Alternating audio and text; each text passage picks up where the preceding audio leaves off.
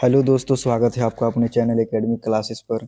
वैसे छात्र छात्राएं जिनको वायुसेना में नौकरी लेना है या फिर अग्निवीर के तहत नौकरी लेना है, तो उन लोगों के लिए अच्छी खबर है। यहाँ पे एक अपडेट आया हुआ है, वायुसेना में अग्निवीर वायु के पदों पर बम्पर नियुक्तियाँ। तो इसका अभी हम लोग कौन भर सकता है या फिर इसमें शैक्षणिक योग्यता क्या है उसके बारे में जानेंगे, और कब से इसका फॉर्म भरा और इसका लास्ट डेट कब है उसके बारे में भी जानेंगे यहाँ पर। तो उससे पहले आप लोगों से रिक्वेस्ट है कि आप लोग ज़रूर वीडियो को शेयर करें, वीडियो को लाइक करें और चैनल को सब्सक्राइब कर दें ताकि ऐसे अपडेट पाते रहें। तो आगे देखते हैं, यहाँ पर भारतीय वायुसेना ने अग्निवीर वायु की बम्पर भर्तियों के लिए आवेदन मांगे हैं। ये भर्तियाँ अग्निपथ योजना के तहत बैच 1/2027 के लिए की जाएगी। योग्य एवं अविवाहित पुरुष एवं महिला उम्मीदवार आवेदन कर सकते हैं, यानी कि पुरुष और महिलाओं के लिए है, दोनों के लिए है। यह भर्ती 4 वर्ष के लिए की जाएगी और इस भर्ती का जो वैकेंसी जो है वो 4 वर्ष के लिए किया जाएगा। इच्छुक उम्मीदवार भारतीय वायुसेना की आधिकारिक वेबसाइट पर जाकर ऑनलाइन रजिस्ट्रेशन कर सकते हैं। भर्ती से संबंधित विस्तृत जानकारी इस प्रकार है। तो देखते हैं यहाँ पर क्या है। तो योग्यता जो है विज्ञान विषय के अनुसार न्यूनतम 50% अंकों के साथ गणित, भौतिकी और अंग्रेजी विषयों में 12वीं की परीक्षा पास की हो। अंग्रेजी में न्यूनतम 50% अंक होना चाहिए।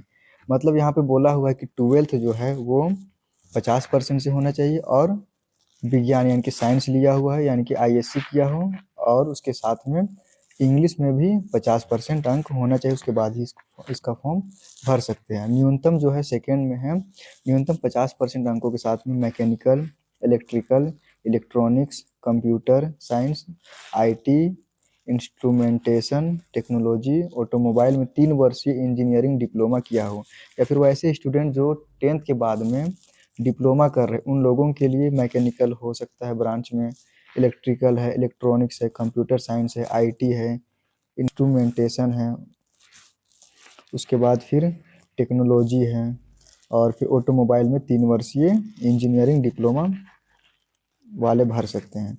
डिप्लोमा कोर्स में अंग्रेजी एक विषय के तौर पर पढ़ा हो, यानी कि डिप्लोमा में भी आप लोगों को इंग्लिश एक विषय होना चाहिए और फिर इसमें 50% अंक प्राप्त किया हो।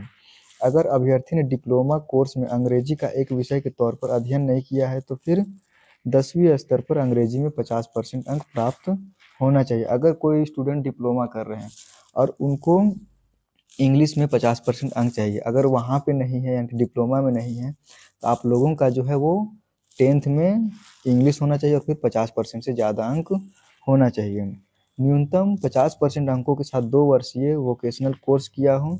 10वीं 12वीं में इंग्लिश विषय में 50% अंक हो, यानी कि कोई भी वोकेशनल कोर्स किया हो और उसमें 50% अंक होना चाहिए, और 10वीं और 12वीं में इंग्लिश विषय में 50% अंक होना चाहिए। योग्यता इसमें और देखते हैं, अन्य विषयों के अनुसार न्यूनतम 50% अंकों के साथ किसी भी विषय में 12वीं पास हो। इस स्तर पर अंग्रेजी विषय में 50% अंक प्राप्त हो, यानी कि कोई भी विषय में आर्ट्स हो, कॉमर्स हो, और साइंस के बारे में तो ऊपर हम लोगों ने पढ़ ही लिया है, तो उस पर जाना नहीं अभी। तो न्यूनतम 50% अंकों के साथ 2 वर्षीय वोकेशनल कोर्स किया हो और 10वीं 12वीं में अंग्रेजी विषय में 50% अंक हो। उसके बाद आगे देखते हैं यहाँ पर वेतन भत्ते और अन्य सुविधाएं, यानी कि पहले वर्ष जो है आप लोगों को जिनका भी सिलेक्शन हो जाएगा उनको 30,000 रुपये प्रति माह मिलेगा। उसके बाद दूसरे वर्ष में 33,000 रुपये प्रति माह मिलेगा। तीसरे वर्ष में 36,500 रुपये प्रति माह मिलेगा, और चौथे वर्ष यानी कि आखिरी वर्ष में 40,000 रुपये प्रति माह मिलेगा यहाँ पर। तो रिस्क एवं हार्डशिप, राशन, ड्रेस और यात्रा भत्ता मिलेगा। उसके बाद फिर महंगाई भत्ता, अलाउंस और मिलिट्री सर्विस पे नहीं मिलेगा। बीमा में यहाँ पर देखते हैं 48 लाख रुपए का बीमा कवर किया जाएगा। छुट्टी प्रत्येक वर्ष में 30 दिन की छुट्टी मिलेगी। बीमार होने की स्थिति में डॉक्टर की सलाह के अनुसार छुट्टी भी मिलेगी।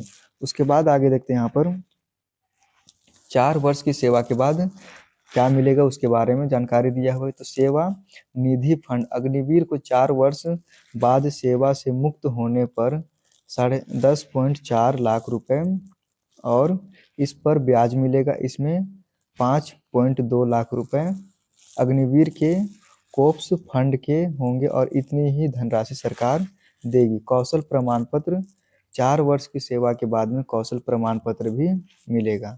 आयु सीमा इसमें देखते हैं तो अभ्यर्थी का जो जन्म है वो 1 जनवरी 2006 और फिर 1 जुलाई 2009 के बीच होना चाहिए। आयु गणना में दोनों तिथियां शामिल होंगी। अगर अभ्यर्थी चयन प्रक्रिया पास कर लेता है तो नामांकन की तारीख को अधिकतम उम्र या फिर अधिकतम आयु जो है वो 21 वर्ष होनी चाहिए। अब यहाँ पर देखते हैं चयन प्रक्रिया। तो चयन प्रक्रिया में योग्य उम्मीदवारों का चयन के 3 चरण आयोजित होंगे। जैसे पहले चरण में ऑनलाइन परीक्षा यानी कि सीबीटी मोड में एग्जाम होगा। दूसरे चरण में शारीरिक दक्षता परीक्षा और अडेप्टिबिलिटी टेस्ट 1 और 2 देना होगा। उसके बाद फिर इसके साथ ही तीसरे चरण में चिकित्सा परीक्षण होगा। जो अभ्यर्थी लिखित परीक्षा पास कर लेंगे उनके प्रमाण पत्रों का सत्यापन किया जाएगा। इस दिन मांगे गए सभी दस्तावेजों प्रमाण पत्रों की मूल प्रति लेकर जाना होगा। उसके बाद देखते हैं यहाँ पर न्यूनतम शारीरिक मापदंड।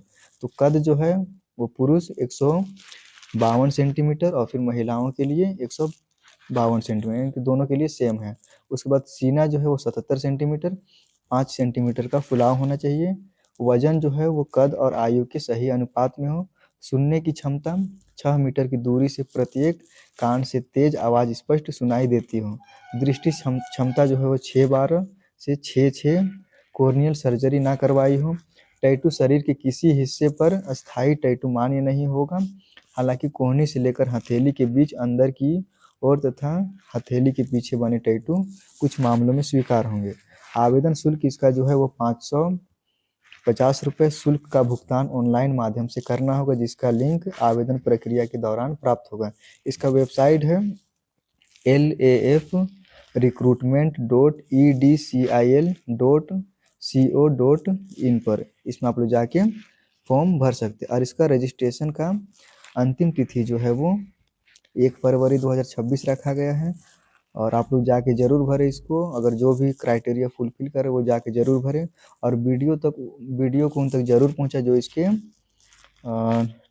इसका लाभ लेना चाहते हैं। वीडियो को ज़रूर शेयर करें, वीडियो को लाइक करें, चैनल को सब्सक्राइब करें और फिर पढ़ाई में ध्यान देते रहे। Thank you.